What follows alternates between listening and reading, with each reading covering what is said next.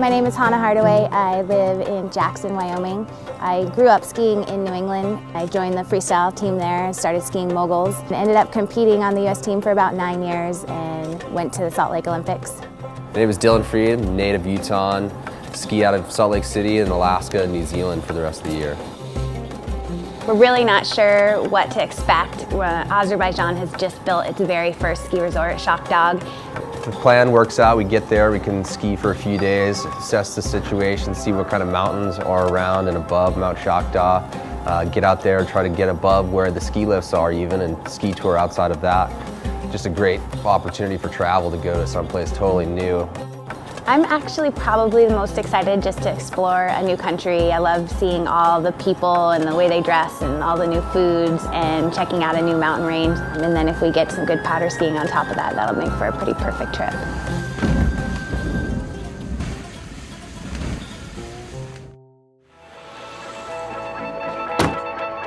We're headed out of Baku up to Shahdag, and hopefully there'll be some snow when we get there.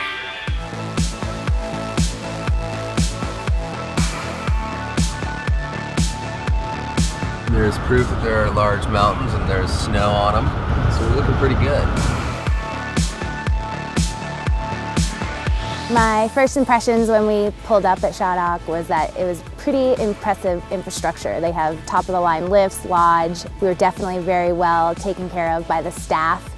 This is kind of the soft opening of the ski resort, and they have 3 lifts open, but they're going to put in at least 9 more. Springtime in the Caucasus here, skiing Shahdag, skiing some groomers. We were really lucky to have the former ambassador to Azerbaijan come with us, Matt, and just to see how well received he is everywhere we go. He's like a celebrity. People want his autograph, want to get their picture taken with him. It's a thrill for me finally to be able to ski in Azerbaijan, somewhere I've been visiting for the last 15 years. I think this resort is a microcosm of the overall objective of the leaders of Azerbaijan to introduce people and put it on the map. And I'm among the first people ever to touch this snow and ever to ride any of these lines. It's exciting, and I gotta say that it's just beautiful. I mean, this is gonna be a world-class resort. As you walk around out here, you see that people are out here for the first time, trying on skis, they're loving it, they know they look goofy, but they also know that this is all part of a journey to reincorporating Azerbaijan into the West. I'm really hoping that we get some snow because the terrain around here looks pretty incredible, and it'd be great to be able to get out there and explore some of this other stuff.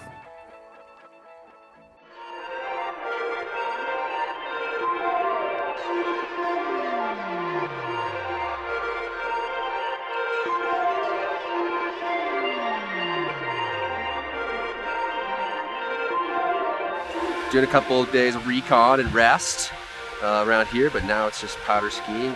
Seems like we're on the tail end of the storm. Sun's starting to poke out. We're still having some flurries, and the weather should be clearing.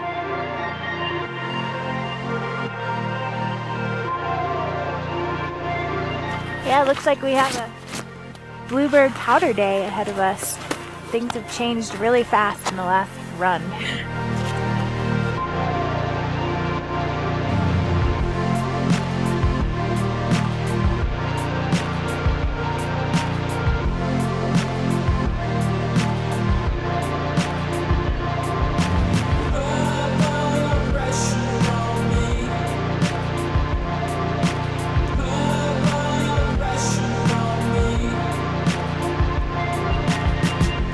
It was great to show up and be here for the largest snowfall that they've seen thus far in the season.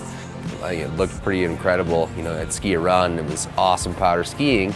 You know, get to the bottom and watch Hannah ski, and it was pretty incredible visuals as far as where we were skiing with the snow consistency we had.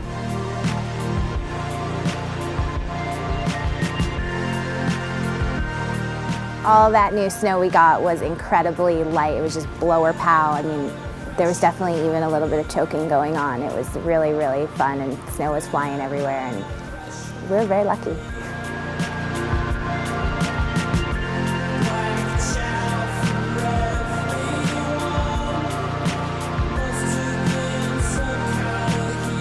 had the opportunity after that snowfall, we could get a cat all the way to where they're going to put the top restaurant.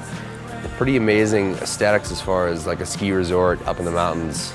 And three lift more, chairlift to this side. Be a great spot, west facing, sunny afternoons with the top restaurant and skiing down these cruiser blue runs. It'd be pretty cool, I think, for a ski resort.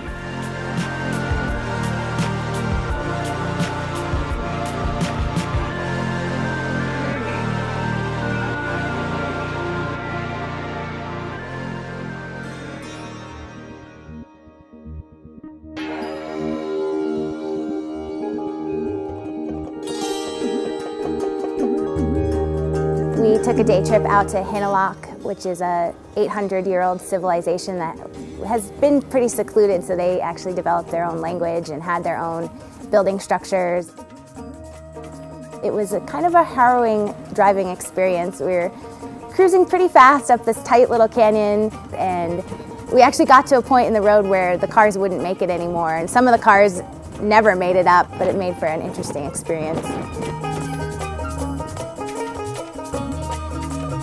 Get up to this very small town that is isolated, and I was always striving for questions on what does everybody do and why are they up here. The local people were all excited to see us. I think everyone was coming out on their roofs to kind of peer around at the foreigners. Everybody welcomed us in their house, and they wanted to serve us tea and have bread. And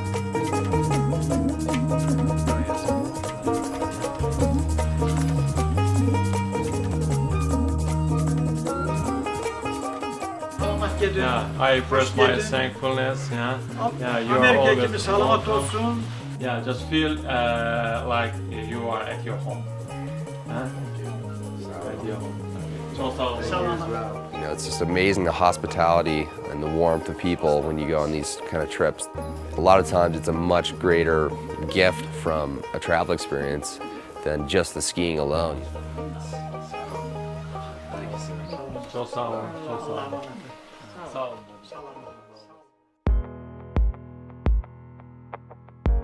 When we skinned up to the top of the ridge, Dylan noticed this couloir out across the valley that looked like it probably went through. Cruise across the boulder field, climb up the couloir, if it is connected all the way, which it looks that way with the nature of the terrain right there, and then get all the way up in there. Luckily, we had the assistance of Gabby and all the PGI crew, and they got us up there in the cat with a little assist, got us to about 2,200 meters, and then we contoured around, did a big kind of sweeping traverse out to the bottom of this couloir, booted it, and went as high as we could.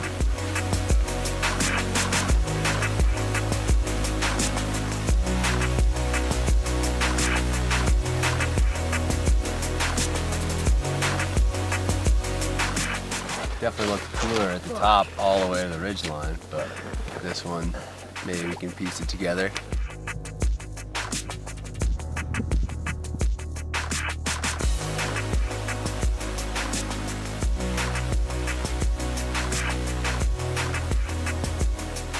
It's good to go get into some different terrain. The snow wasn't that great, but at least it was aesthetic, and I don't think anybody else has ever skied there before.